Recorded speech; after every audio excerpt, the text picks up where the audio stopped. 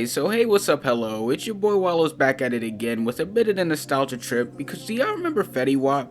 You know, the one who took 2014 to 2015 by storm and had every dude wanting to sing and rap until Travis Scott came along? Well, he's returned this time with a 17-track album named The Butterfly Effect that taps into who Fetty is and acknowledges his rise within his career. And I know that he had stuff in between these past 6 years, but raise your hand if you were actually still listening to Fetty in between all this time. Exactly. But now with him back and trending, it seems that Fetty might just actually be able to get the flowers that he deserves.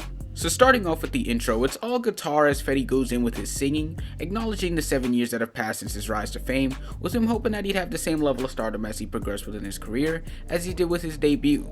I think it's a nice way to move into an album with it seeming like a homage not to just himself, but to his longtime fans as well.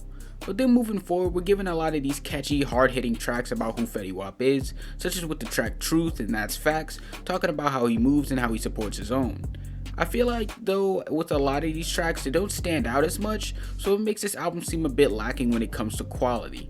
Like, I don't expect him to make some wild try-hard of a track, but at the same time, most of the songs in this album carry the same elements that can either make it seem repetitive, a bit boring, or weaker in comparison to some other songs. But the production on this album is mainly the standard trap piano and heavy bass that you'd hear from other artists such as NBA Youngboy or Rod Wave.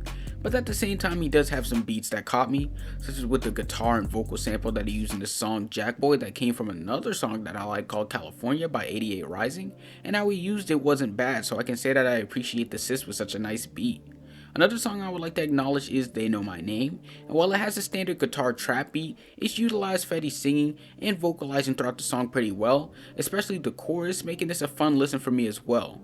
There are some other tracks as well that can be a fun listen, but I feel as if they aren't as hard hitting to be able to stand out for the majority of tracks that don't really deliver as much.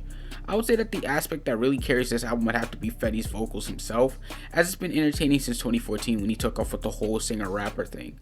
But that doesn't deter from the thought that I feel that there should have been at least 1 or 2 features on this album, just to help carry that momentum instead of having to be drug out for 40 minutes off some material that I'm not really jumping with. Overall, this album was okay, but nothing too special. I suppose the messages he was tossing around throughout the album helped bring it up as well as his singing and rapping, but when it came down to the bone, I feel as if there were a good bit of tracks that sounded somewhat the same, and there wasn't much that stood out to me. Could there be something that's a hit? Maybe, I could see it happening. But as of right now, there's not much for me to like that I want to listen to continuously, but I'd probably go back to in the future. So to put this on the scale, I'm giving this a low 6 out of 10, as I feel Fetty pouring out more of himself out there, but still falling short when it comes to some of its delivery. But how do you guys feel about Fetty Wap's return? Where would you rate this album? Do you think that he can do any better than this? I hope so. Let me know down in the comments while liking and subscribing to the channel. Make sure to follow my IG and Twitter. And if you like the illustrations used in this video, make sure to follow the artist as well because she's dope.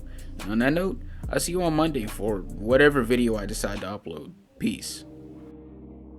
Oh yes, the camera loves your nastiness.